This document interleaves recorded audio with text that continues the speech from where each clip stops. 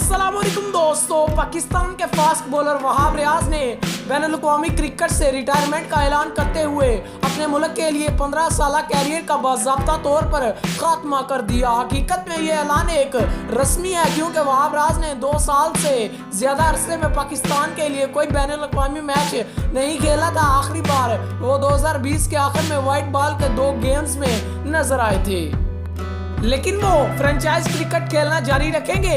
मैं गुज़िश्ता 2 सालों से अपने रिटायरमेंट के मंसूबों के बारे में बात कर रहा हूँ कि 2023 में इंटरनेशनल क्रिकेट से रिटायरमेंट लेने का मेरा हदफ है, ये वहाब रियाज ने कहा। और मैं अब पहले से कहीं ज़्यादा आरामदेह महसूस कर रहा हूँ कि मैंने अपने मुल्क और कौमी टीम की बेहतरीन खिदमत की है जो मेरे पास हो सकती थी।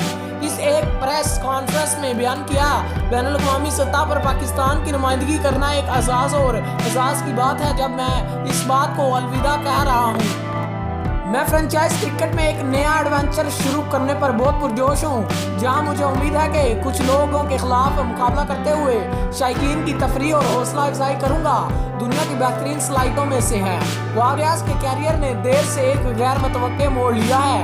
उन्हें रवां साल जनवरी में सुबह पंजाब का निगरान वजीर खेल नामजद किया गया था। को आखिर तक जरूर देखिए, क्योंकि आज वीडियो बहुत इंफॉर्मेटिव होने वाली है। इस ऐलान से एक नुमाया कैरियर का खात्मा होता है जो कभी भी इस पायदार बुलंदियों तक नहीं पहुंच सका जिसकी मुख्तलिफ औकात में तवक्के की जाती थी। ये तवक्कुआत 2010 में टेस्ट डेब्यू के बहुत ज्यादा थी, जिसमें उन्होंने ओवल में इंग्लैंड के खिलाफ एक बदकिस्मत दौरे पर पाकिस्तान की 4 विकेटों की फतह में अहम किरदार अदा किया। वहाब रियाज की रफ्तार, बाउंस और दौड़ के जाविये की उनकी पहली इनिंग्स में 5 विकेटों की बारी पैदा की।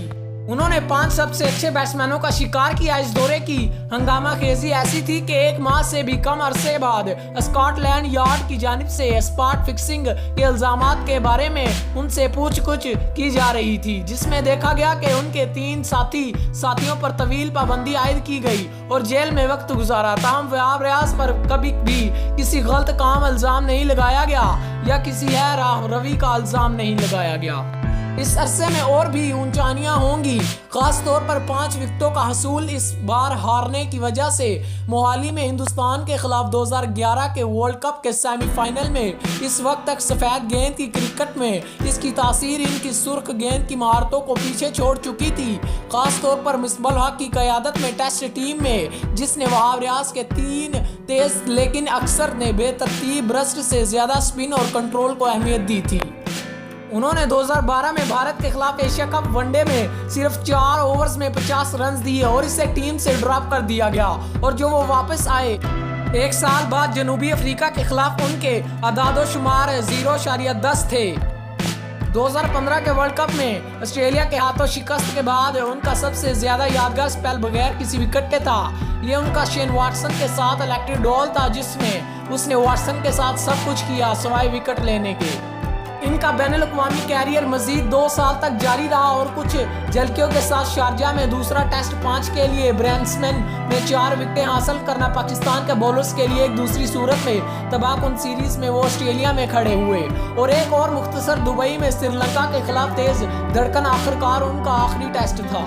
उन्होंने 9 ओवर्स में 4 विकेटें लेकर श्रीलंका को 96 रन पर आउट करने में मदद की और पाकिस्तान को खेल में वापस लाने में मदद की।